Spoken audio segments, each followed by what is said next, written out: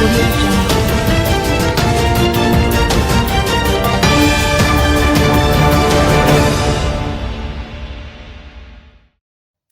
Indicom probing police fatal shooting in Gregory Park.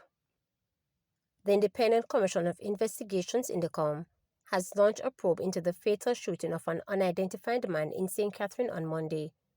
The deceased is yet to be identified. It has been reported that about 4:45 p.m., the police were on patrol along the Gregory Park Main Road in St. Catherine when the driver of a Toyota Axio motor vehicle was signaled to stop. The driver reportedly disobeyed and sped off, and the police drove behind the vehicle, which crashed into a wall. Occupants of the vehicle reportedly alighted and started firing at the police party, which returned fire. The police say when the shooting subsided, a man was found on the passenger seat clutching a firearm and suffering from what appeared to be gunshot injuries. The police said that firearm was a 9mm pistol affixed with a magazine containing one round of ammunition. The man was taken to the Spanish Town Hospital, where he was pronounced dead. St. Mary Police investigating gun found in cemetery. The St. Mary Police are investigating the discovery of a firearm in a shallow grave in the cemetery in Robbins Bay on Tuesday morning. Police reports indicate that around 2 a.m., the St. Mary Criminal Investigations Bureau (CIB) was conducting an intelligence-led search which led them to the cemetery.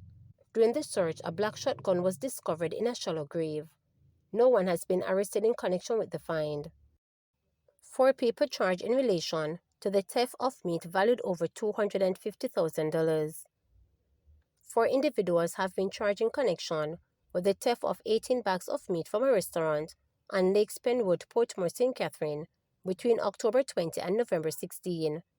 Charged with larceny as a servant, simple larceny, and conspiracy are 50-year-old Douglas Wallace, otherwise called Waller, butcher of Emerson Avenue, Kingston 20, 66-year-old Delroy Saman, car wash attendant of Baldwin Crescent, Duhaney Park, Kingston 20, 69-year-old Clinton Barnes, otherwise called Sam, a retiree from Emerson Avenue, Kingston 20, and 34-year-old Shauna K. Cross, otherwise called Wingy, sales representative of Brook Avenue, Duhaney Park, Kingston 20. Reports are that following suspicions regarding irregularities at the establishment, surveillance footage was reviewed, and Wallace was observed removing items from the business without permission. On Sunday, November 16, Wallace was reportedly again seen removing several bags of meat from the premises and loading them into a white Toyota Pro Box with assistance from Saman, Barnes, and Cross. The police were alerted, and they said the vehicle was intercepted with all 4 accused aboard. The search of the vehicle was conducted, and the meat valued at $251,996 was found in the trunk. Following a caution statement from Wallace, all 4 were arrested and subsequently charged. Their court date is being finalized. Every dollar will be accounted for, stated Holness. Prime Minister Dr. Andrew Holness is seeking to assure Jamaicans and international partners that all Hurricane Melissa relief recovery efforts will be strictly monitored, insisting that there will be no waste, mismanagement, or political interference. Speaking during a CARICOM leaders tour of devastated communities in White House, Westmoreland on Monday, Holness said the scale of Jamaicans' damage demands discipline, transparency, management of all relief funding, whether from multilateral agencies, foreign governments, or domestic resources.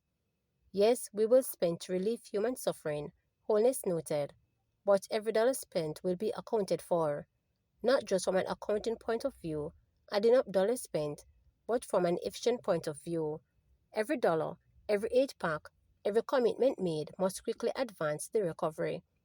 The Prime Minister said Jamaica's reputation for fiscal discipline, built over more than a decade of tough economic reforms, has helped the country rapidly attract multilateral support after the Category 5 system tore through the 5 parishes. One of the reasons we're able to galvanize the multilateral community is because of the sacrifice and great effort we have collectively made to ensure fiscal responsibility is part of our political culture, he noted. We'll use international resources and our own taxes in the smartest, most frugal way. Holness said Jamaica is dealing with one of the most significant disasters in its modern history, with approximately 150,000 homes destroyed, nearly 900,000 people impacted, and early estimates pointing to US $8 billion in fiscal damage. It is regretful that after working so hard to bring our debt down towards 60% of GDP, we now face a situation where half the country's infrastructure has been devastated, Holness added. We must spend on relief and recovery while dealing with lost revenues. Our financial situation is of great concern and must be managed carefully.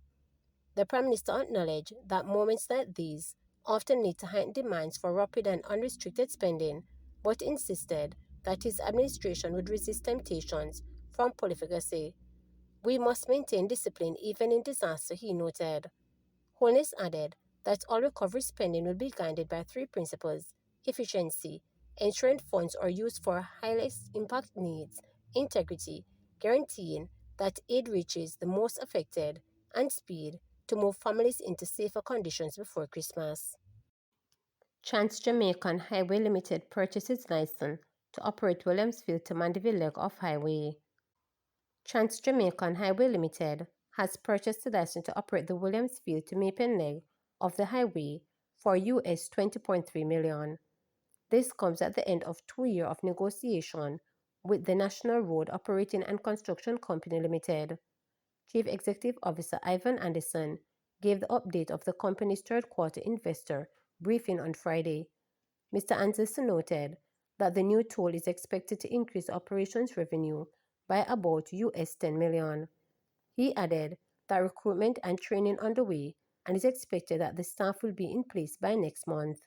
After about a year and a half, 2 years of discussions going back and forth, we finally come to an agreement with NROC in relation to Phase 1C. This is a section of highway from Maypen, as we all know, going all the way to Williamsfield. We've agreed to pay approximately $20.3 million US dollars for this section of roadway, and that will give us the right to toll this section of road for another 12 and a half years. In terms of the impact on TGH financials, we expect approximately US $10 million increase in our revenues. And this is expected to come from additional traffic on the roadway of about 12,000 vehicles per day. And this is on the two toll plazas. Remember, we have one plaza on the main line, and we also have one plaza on the ramp. And between those two toll plazas, we expect to have approximately 12,000 more vehicles on the roadway.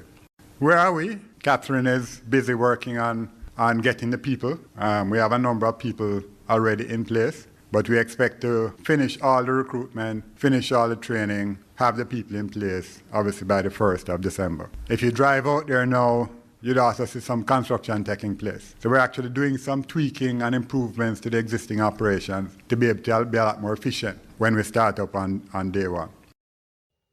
Minister ramps up measures to assist persons to safeguard their health. The Ministry of Health and Wellness is ramping up measures to help the public safeguard their health by promoting safe water and food practices, highlighting the risk associated with flooding. According to Portfolio Minister Christopher Tufton, key focus is on reinforcing the importance of hygiene and outlining steps to prevent mosquito-borne and rodent diseases. These messages are part of a broader national response aimed at protecting lives, reducing illness, and supporting communities as they work to recover and return to normalcy. Leptospirosis is a significant public health risk following heavy rainfall, flooding, or any other major disaster, the minister said while addressing a virtual press briefing on November 16, noting that the bacteria that causes the disease thrives in water contaminated by the urine of infected animals, especially rats, as well as cats and livestock. Tufton said the illness can affect anyone who comes in contact with the contaminated water, soil, or mud. That means farmers, cleanup crews, emergency responders, and everyday citizens navigating flood areas are at risk. What makes leptospirosis particularly dangerous is that its early symptoms, which are fever, body aches, headache, and weakness, can easily be mistaken for flu, he pointed out. Tufton said without quick medical attention, the disease can rapidly become severe, affecting the liver, kidney, lungs, and even leading to death. The minister emphasized that persons must get themselves checked if they experience the early symptoms, as the disease is treatable.